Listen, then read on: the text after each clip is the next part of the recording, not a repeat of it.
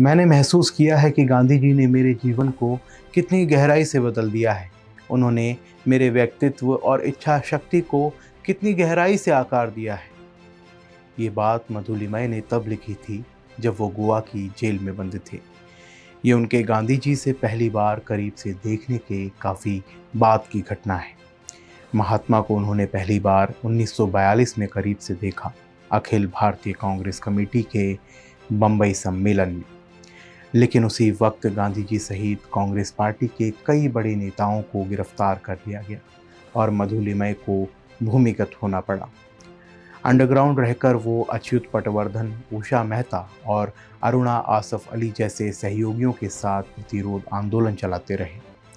आखिरकार सितंबर 1943 में उन्हें एसएम जोशी के साथ गिरफ्तार किया गया। फिर जुलाई 1945 तक वो वर्ली, यखदा और विसापुर की जेलों में हिरासत में रहे। नमस्कार, मैं हूं आपके साथ शुभम गुप्ता और आप देखना शुरू कर चुके हैं जनहित टाइम्स का खास कार्यक्रम ब्लैक एंड वाइट राजनीति। ब्लैक एंड वाइट राजनीति में हम आपको ब्लैक एंड वाइट ज़माने की राजनीति के किस्से बताते हैं, जिसे सुनकर आप पुराने भारत को समझ सकते हैं, उससे प्रेम कर सकते हैं। तो अगर आप चाहते हैं कि हिंदुस्तान की उस राजनीतिक ज़मीन की मिट्टी की सोंधी सी खुशबू आप तक पहुंचे, तो हमारे चैनल को सब्सक्राइब कीजिए। आज के इस कार्यक्रम में हम आपको उस क्रांतिकारी के बारे में बताएंगे जिन्होंने देश की आज़ादी की लड़ाई लड़ी, फिर इमरजेंसी के दौरान इंदिरा गांधी के खिलाफ आवाज़ उठाई। अंग्रेजों के शासन के खिलाफ विद्रोह की चिंगारी मधु के मन में काफ़ी पहले से सुलग रही थी। इसलिए 1939 में द्वितीय विश्व युद्ध शुरू हुआ तो उन्हें ये देश को आज़ाद कराने का बढ़िया अवसर लगा। अगले साल अक्टूबर में उन्होंने विश्व युद्ध के खिलाफ अभियान शुरू कर दिया। वो लोगों के बीच जाकर युद्ध विरोधी भाषण देने लगे, लेकिन अंग्रेजों को ये कहाँ से बर्दाश्त होता। उन्हें गिरफ्तार कर लिया गया। इसके बाद करीब 1 साल के लिए मधु को जेल में रखा गया, जहाँ से वो 1941 में रिहा हुए। उन्हें गोवा मुक्ति आंदोलन के लिए भी याद किया जाता है।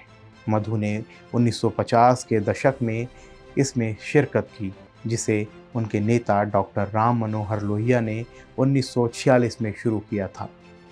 1955 में एक बड़े सत्याग्रह का नेतृत्व करते हुए वो गोवा में दाखिल हुए। पुर्तगाली पुलिस ने सत्याग्रहियों पर हिंसा की। सत्याग्रहियों के साथ मधुलिमय की बुरी तरीके से पिटाई की गई। इसी साल दिसंबर में पुर्तगाली सैन्य न्यायाधिकरण ने उन्हें 12 साल के कठोर कारावास की सजा सुनाई। अनोखी बात यह थी कि मधुलिमय ने ना तो कोई बचाव पेश किया और ना ही भारी सजा के खिलाफ अपील की। गोवा मुक्ति आंदोलन के दौरान उन्होंने पुर्तगाली कैद में 19 महीने से अधिक समय बिताया। कैद के दौरान उन्होंने जेल डायरी के रूप में एक पुस्तक गोवा लिबरेशन मूवमेंट और मधुलिमय लिखी, जो 1996 में गोवा आंदोलन के शुभारंभ की स्वर्ण जयंती के अवसर पर प्रकाशित हुई थी। अब उसका दोबारा से प्रकाशन किया गया है। 1957 में पुर्तगाली हिरासत से छूटने के बाद भी मधुलिमय ने गोवा की मुक्ति के लिए जनता को जुटाना जारी रखा। उन्होंने भारत सरकार से इस दिशा में ठोस कदम उठाने का आग्रह किया। जन सत्याग्रह के बाद भारत सरकार गोवा में सैन्य कार्रवाई के लिए मजबूर हुई और गोवा पुर्तगाली शासन से मुक्त हुआ। दिसंबर 1961 में गोवा आज़ाद होकर भारत का अभिन्न अंग बना। मधुलिमय देश के लोकतांत्रिक समाजवादी आंदोलन के करिश्माई नेता थे और अपनी विचारधारा के साथ उन्होंने कभी भी कोई भी समझौता नहीं किया। उन पर महात्मा गांधी के शांति और अहिंसा के दर्शन का बहुत प्रभाव था। 1 मई 1922 को महाराष्ट्र के पूना में जन्म लेने वाले मधुलिमय ने 1937 में यहीं के फर्ग्यूसन कॉलेज में उच्च शिक्षा के लिए दाखिला लिया। तभी से वो छात्र आंदोलनों में शामिल होने लगे। 1964 से 1989 तक 4 बार लोकसभा के लिए चुने गए। इमरजेंसी के दौरान उन्हें जुलाई 1975 से फरवरी 1977 तक जेल में रखा गया। तब उन्होंने अपने युवा साथी शरद यादव के साथ तत्कालीन प्रधानमंत्री इंदिरा गांधी द्वारा संवैधानिक प्रावधानों के दुरुपयोग के जरिए अपने और लोकसभा के कार्यकाल के अनैतिक विचार के विरोध में 5वीं लोकसभा की सदस्यता से इस्तीफा दे दिया। मधुलिमय ने जेपी आंदोलन के दौरान और बाद में एकजुट विपक्षी पार्टी यानी जनता पार्टी बनाने के प्रयासों में महत्वपूर्ण भूमिका निभाई है। उन्हें मोरारजी सरकार में मंत्री पद देने का प्रस्ताव भी मिला था, जिसे उन्होंने ठुकरा दिया था।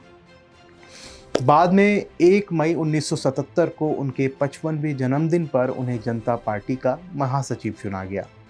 स्वतंत्रता आंदोलन में उनके सराहनीय योगदान के लिए मधुलिमय को भारत सरकार की ओर से पेंशन की पेशकश भी की गई थी, जिसे उन्होंने अस्वीकार कर दिया। उन्होंने संसद के पूर्व सदस्यों को दी जाने वाली पेंशन को भी स्वीकार नहीं किया। 1982 में वो सक्रिय राजनीति से अलग हुए और 72 वर्ष की आयु में 8 जनवरी 1995 को मधुलिमय दुनिया छोड़कर चले गए। आपको कैसा लगा हमारा आज का ये कार्यक्रम, हमें कमेंट सेक्शन में ज़रूर बताएं और साथ ही ब्लैक एंड वाइट ज़माने की राजनीति को जानने के लिए, उसके बारे में समझने के लिए जनहित टाइम्स को सब्सक्राइब कीजिए। जय हिंद।